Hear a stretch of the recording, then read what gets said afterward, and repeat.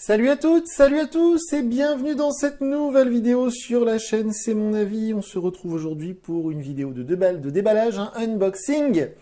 Et comme vous pouvez le voir, nous allons ensemble aujourd'hui déballer le Poco M5S.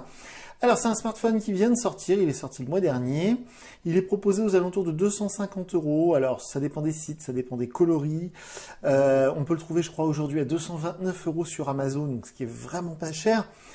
Et évidemment, les années précédentes, j'avais testé le Poco M3, le Poco M4, il y avait eu le M3 Pro, le M4 Pro.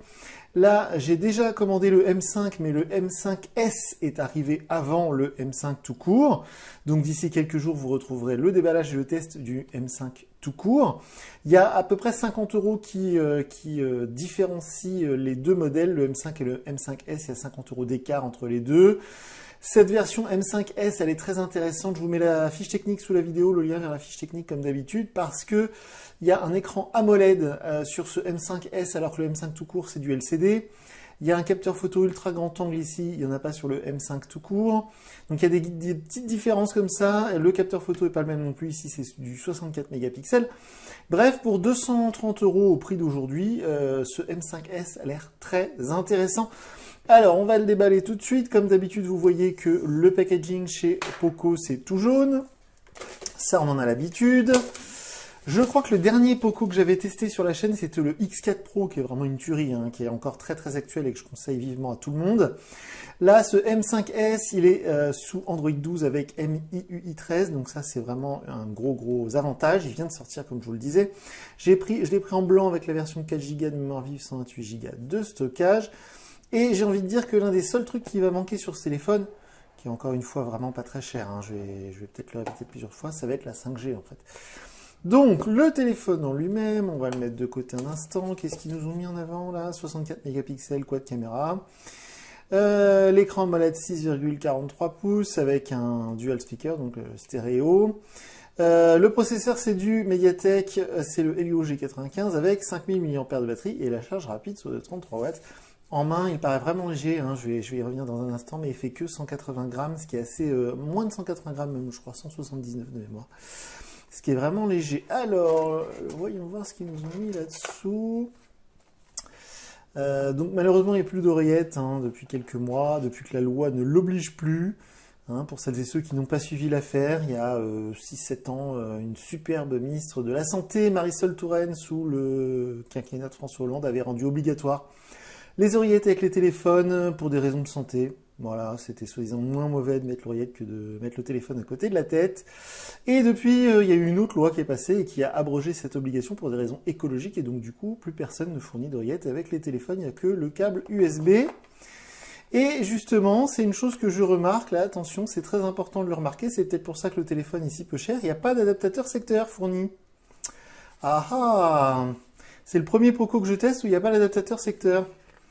Donc, et pourtant j'ai testé le Pocophone F1, donc il y a déjà quelques années, hein, qui était le premier téléphone de chez Poco. À l'époque, ça s'appelait pas Poco, ça s'appelait Pocophone. Et donc, heureusement, il y a la coque en plastique transparent, donc ça c'est plutôt chouette. Donc il n'y a que le câble USB, hein, il se la joue un peu à la Samsung pour le coup.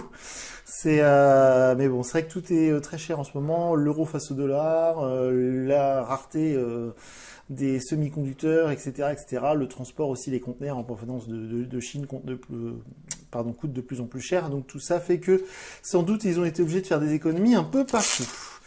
Alors, le téléphone en lui-même, voyons voir, on va enlever cette immonde étiquette. Par pitié, je vous en supplie, enlevez ces étiquettes avant de mettre vos coques et d'utiliser votre téléphone. Alors, en plus, en blanc, il est particulièrement élégant. Hop!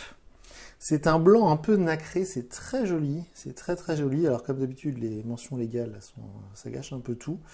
Mais sinon, il est très beau. Alors, aussi bizarre que ça puisse paraître, depuis que j'ai l'iPhone 14 Pro, vous voyez, le focus, quand je me rapproche, ne marche plus. C'est très étrange, ça le faisait sur le 12 Pro, mais ça le fait pas sur le 14 Pro, c'est bizarre.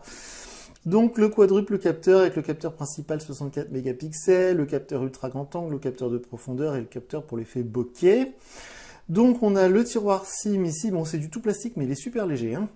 En dessous, on va avoir la prise USB type C, le haut-parleur, la prise jack et le petit trou pour le micro. Alors je précise que ce téléphone, il est certifié IP53, donc il est plus ou moins étanche.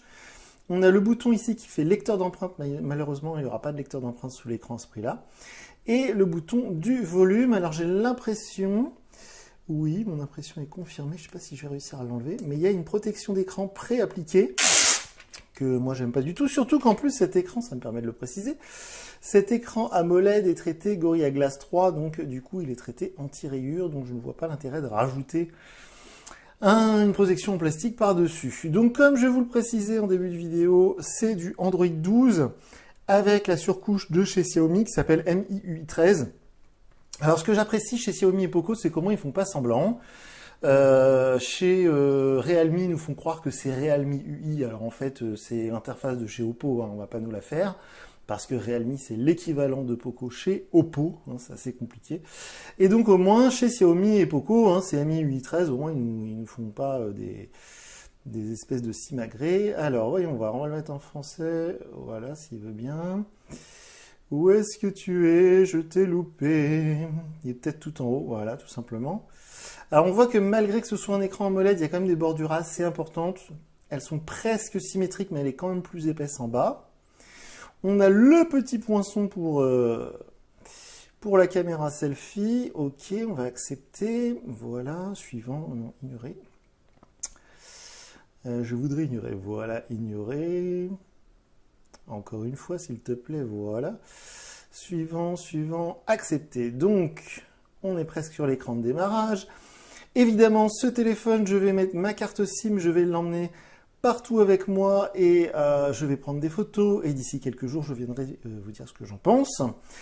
Je suis très content de retester du Poco, ça faisait longtemps qu'on n'avait pas eu du Poco sur la chaîne, c'est une marque évidemment qui est depuis le Pocophone F1 dont je vous parlais a gagné beaucoup en notoriété, hein. C'est une marque maintenant que tous les geeks connaissent.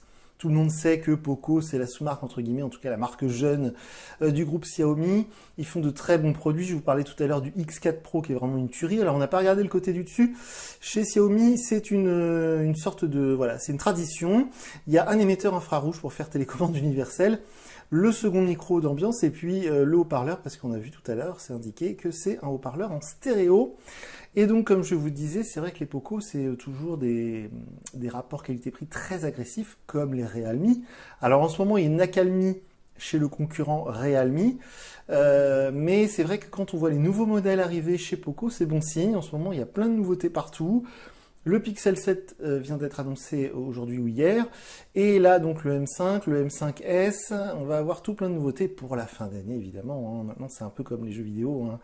Ils attendent la fin d'année pour balancer les nouveautés et pour en mettre sous le sapin. Alors visiblement, ça y est, c'est terminé. C'est un petit peu long. Voilà. Le fond d'écran est vraiment sympa. C'est très très chouette. Alors le Poco tout court, le Poco M5 tout court, dès que je le reçois, je le déballe et je le teste évidemment.